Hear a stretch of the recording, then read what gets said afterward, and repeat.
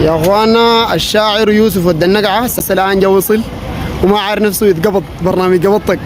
الشاعر يوسف الدنقعة يتقبضت، قولوا تقبضت قلت حياتي فوق كل البنات توجتك، عشت معاك لزول اصلي ما حولتك. انا المعرضني فوق كل البنات فوجتك وتمنيت تكوني معاي وما تزوجتك. هي قالت لي الزواج اقسام وما نقسمتك، انا مجبوره يا سيد روحي ما تقول خنتك.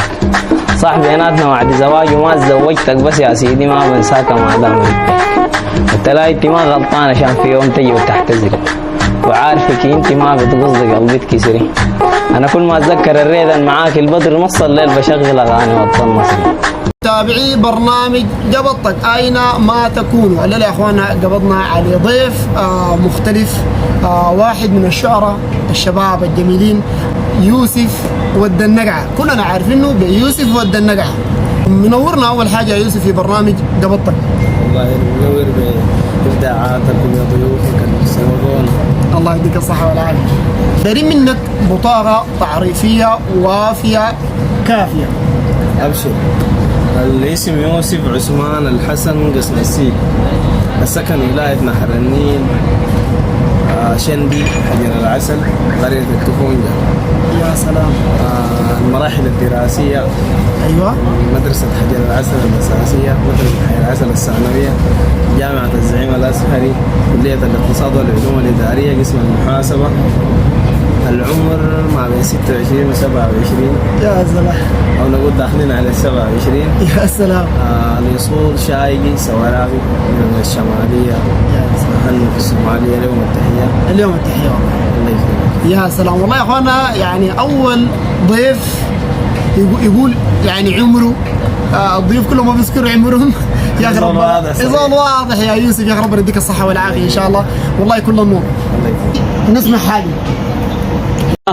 قال حبال الريد طلقتهن الا ابني مفكن طيور الريد لغيري قسم ما ركن. يا سلام. قال قبيله استاذ الغنى اللي تمكن شن طعم العهود بعد المواسخ فكن. يا سلام. يا عيون السجن بالله ما تتبكن، محبوبك الرحل بين الفراق وحركن. اي دام زول البريد الليله فاتت تركن، ثاني النوم حج يدي البريد وفركن. لا اله الا الله. قدمتنه بالحن بالوجع قدمكن، داويتنه شال حيل داويتنه طاب شال حيل وفجأة جرحكن.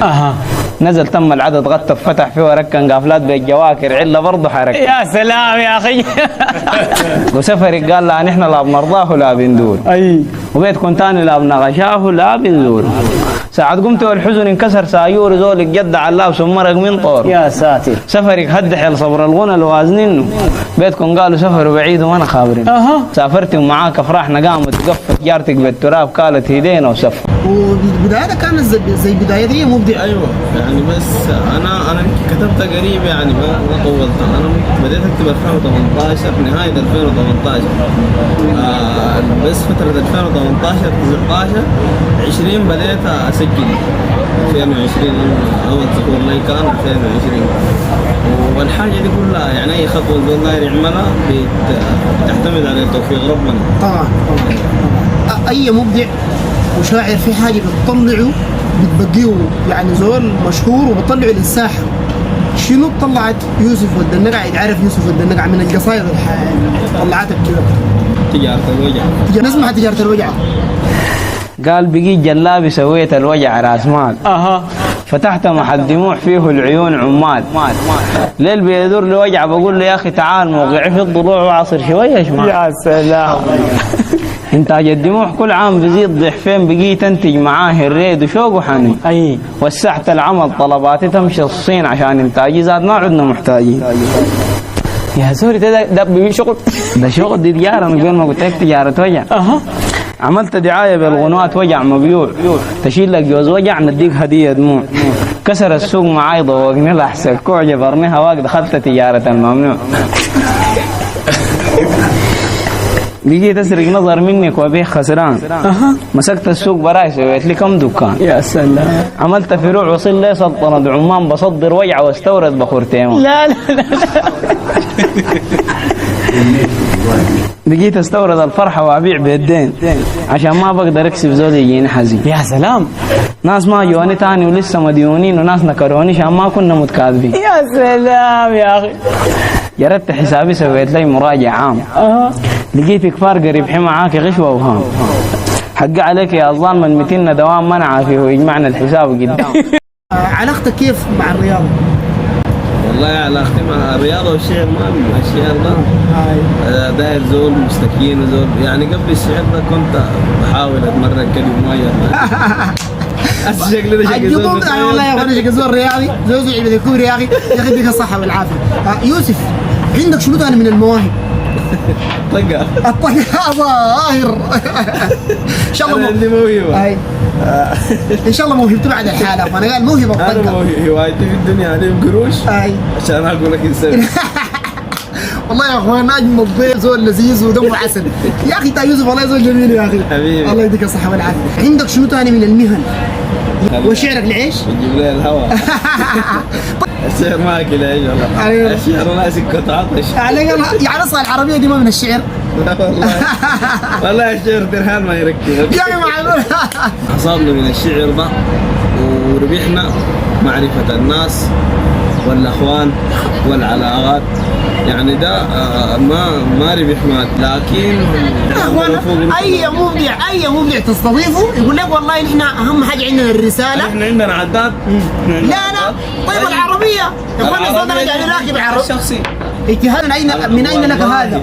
ده جاي راكب عربيه يا اخوان كان صورت عليكم ما اعرف يا شاعر. عرق جبين وشكل وكفاح والله ما عنده علاقه. عرق جبين يا اخوان يا ود العوض سمعت شاعر راكب براد. اسمع راكب براد. اسمع انت ما تجوط والله راكب براد ما تجوط. اسمع سمعت لك شاعر ساقه واشتغل حفله بعداد ما الشهرة لكن بتفتح لك الشهرة تفتح لك شنو؟ بتفتح لك ارزاق ثانيه كثير خيارين. اسمع وظفتك؟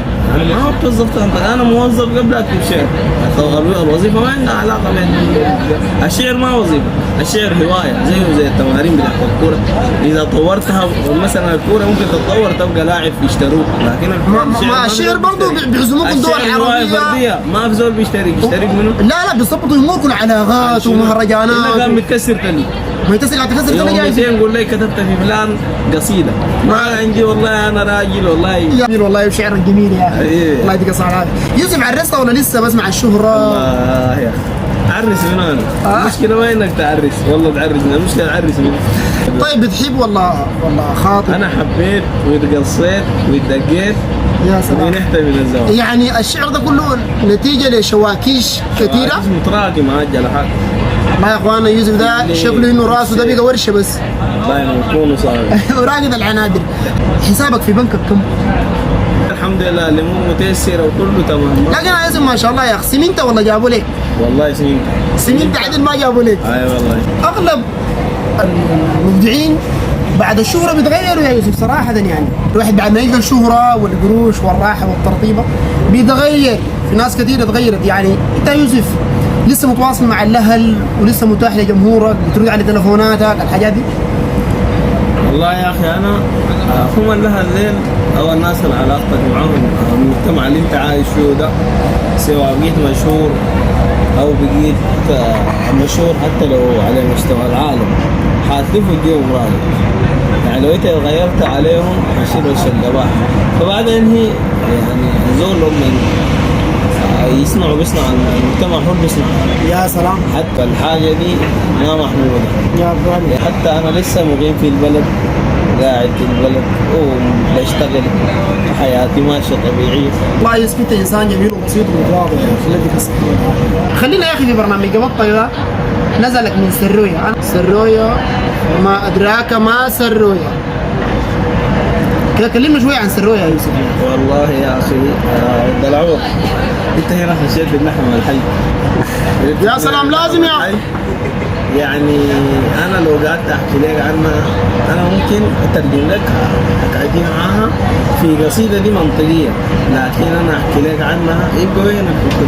ابو الهب زاد يا اخوانا شوفوا الهنان ده كيف هب زي الهب وياد الله هب حديد تايوتا زاد. نسمع قصيده لسروية. طيب هل يا يسرى طاري الريد هل وهل غير الصبر عارفة لحل مما فت دمع العين هطل واكتب قضي بين بكر وفطل. هل يا يسرى بيقبل جسمك قاسمك وهل راجلك بشيل وجعك ويقاسمك دامنا فوق جدارات قلب راسمك خاصم ضل كان في يوم خاصمك. يا سلام. هل يا يسرى انت سعيدة في دنياك وهل طيف الحبيب لا زال بيجي وقلشات.